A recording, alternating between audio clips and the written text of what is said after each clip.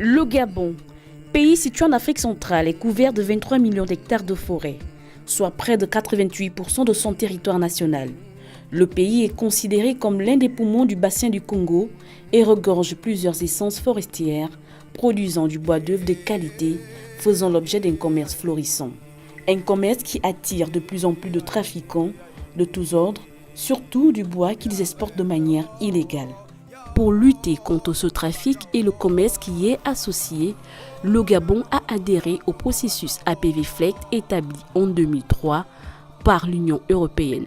Partie intégrante du plan d'action FLECT, application des réglementations forestières, gouvernance et échanges commerciaux.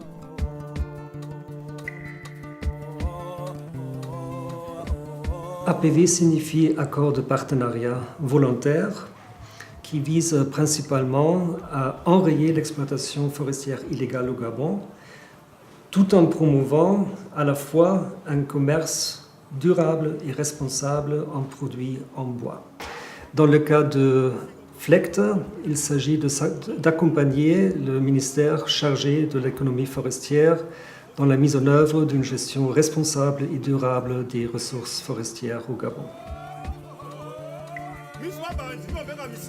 Cette initiative a été saluée par les plus hautes autorités de notre pays qui veulent effectivement assainir la gouvernance du secteur forêt-bois, qui est l'un des secteurs importants, je peux même dire qui est le deuxième employeur après l'État et qui contribue significativement à l'économie nationale, donc à la contribution au PIB national. Le projet FLECT également va nous permettre de préserver notre patrimoine forestier en adoptant justement des normes de gestion durable. Et le projet FLECT également nous permettra d'assurer un développement durable donc, de notre secteur forêt-bois.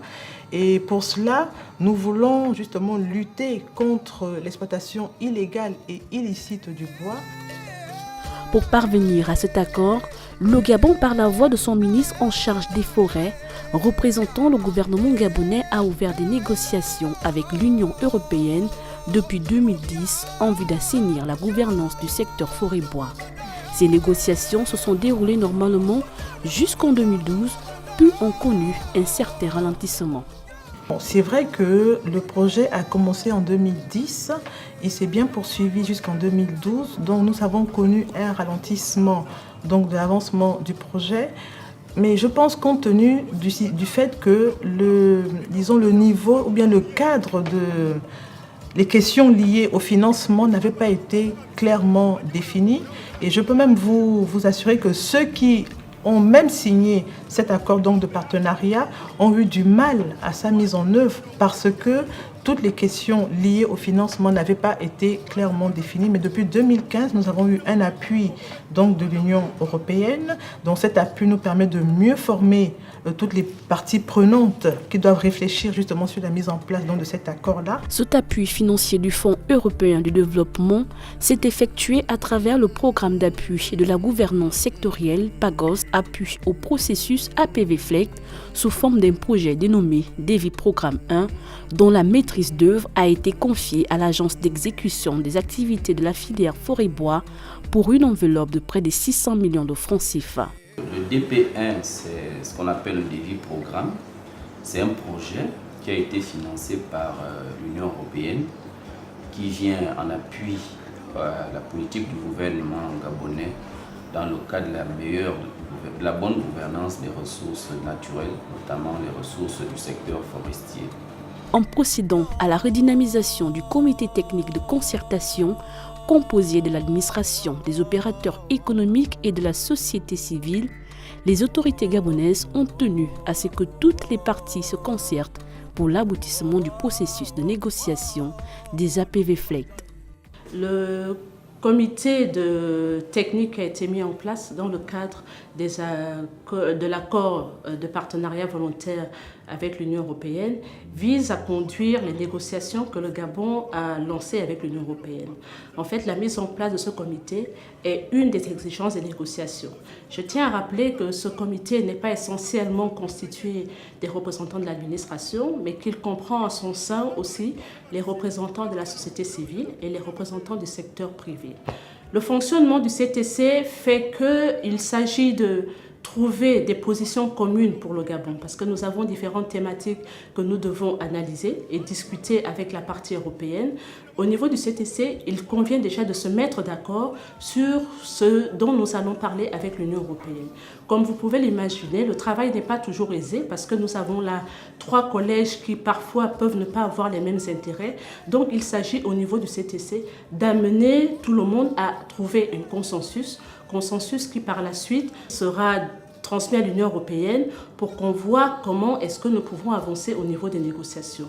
C'est vrai que le CTC est présidé par l'administration puisque le négociateur gabonais dans le cadre de ces négociations-là est le ministre de l'économie forestière, mais il ne s'agit pas de dire qu'il y a une place prépondérante pour l'administration, il s'agit de trouver un consensus qui convienne à toutes les parties qui font partie de ce CTC. La société civile est bien représentée au sein du comité technique de coordination des négociations.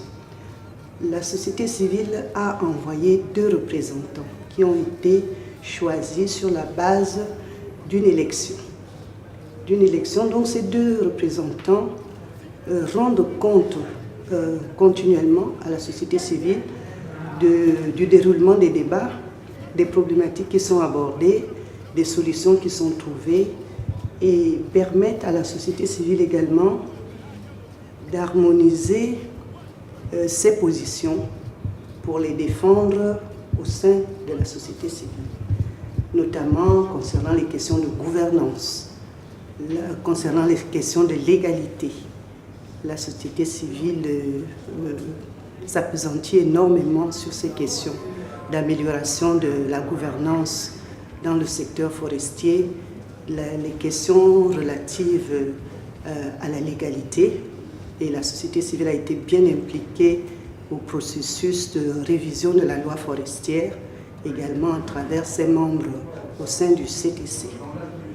Donc c'est vraiment une bonne participation de la société civile gabonaise que l'on peut enregistrer concernant ces négociations. Et nous espérons que ces négociations vont aboutir très prochainement. En tant que secteur privé, évidemment, ça se passe d'un œil d'opérateur économique. Qu'est-ce qui est intéressant au niveau du FLEGT pour un opérateur économique? C'est de pouvoir continuer à livrer ses bois, d'être en mesure de présenter un permis qui justifie que c'est des produits qui ont été recueillis, transformés, commercialisés, transportés d'une façon légale, et donc maintenir un marché qui est là aujourd'hui et qui demande, donc où les consommateurs demandent effectivement d'avoir plus d'éléments concernant le bois qu'ils utilisent au quotidien dans leur maison et pour leurs meubles. Les nombreuses rencontres du comité technique de concertation avec l'appui du projet ont permis la réalisation de plusieurs travaux. Aujourd'hui, ce que nous avons déjà eu à réaliser concerne le renforcement des capacités des membres du comité technique de concertation, c'est-à-dire l'ensemble des opérateurs économiques, les membres de l'administration et les membres de la société civile. Nous avons eu à réaliser plusieurs études diagnostiques, notamment sur la traçabilité des bois, sur la vérification de la légalité des produits forestiers, sur la légalité des produits, mais cette fois-ci au sein des forêts communautaires. Et d'autres études sont encore en vue. Malheureusement, nous sommes à la fin du DEVI programme et nous venons de réaliser une formation pour la mise en place effectivement d'un système de vérification de la légalité des produits forestiers au Gabon. Les travaux se poursuivent et devraient aboutir entre autres à l'organisation de sessions de négociation en vue de marquer l'engagement politique des 2 parties. La mise en place et le fonctionnement de la cellule de légalité et de traçabilité des bois au Gabon, aux échanges d'expériences avec les autres pays engagés dans le processus APV-FLEGT, la création et la mise en œuvre du système de vérification de la légalité des bois au Gabon, la création et la mise en œuvre d'un système de traçabilité des bois au Gabon et la visibilité de la communication APV-FLEGT Gabon. L'Union européenne tiendra très à cœur le processus APV-FLEGT au Gabon. Pourquoi? Premièrement, Nous souhaitons que ce système en place contribue à la gestion soutenable de la forêt gabonaise, qui est une ressource naturelle essentielle dans le cœur d'un des plus grands poumons pour la planète. Deuxièmement, nous souhaitons que cette gestion puisse aussi générer un développement durable et responsable dans un secteur, le secteur forestier, qui est très important et très prometteur pour votre pays. L'Union européenne suivra avec beaucoup d'attention les avancements du processus FLEGT et nous considérons si ou comment l'Union européenne pourra continuer à soutenir ce processus au Gabon. Nous voulons effectivement améliorer la gouvernance du secteur bois, nous voulons assainir ce secteur-là et la volonté du Gabon comme de l'Union européenne, nos deux volontés s'accordent et nous irons le plus vite pour que rapidement nous arrivions à une délivrance d'un certificat FLEGT.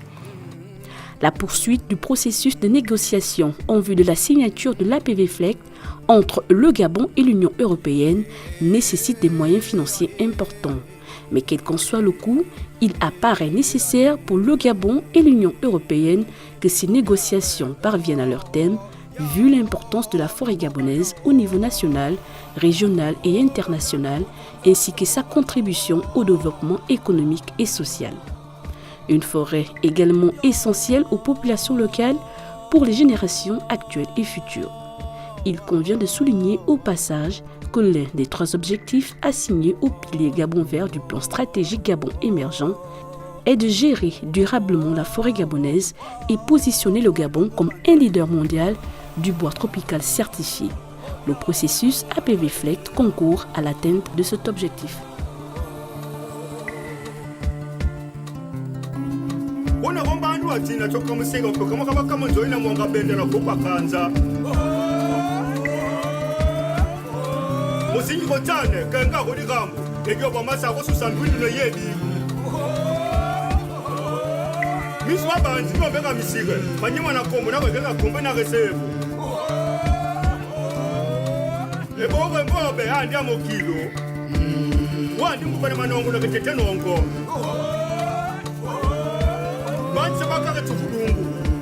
Una moku ya kamo kongo vetu mbagwa na kumboka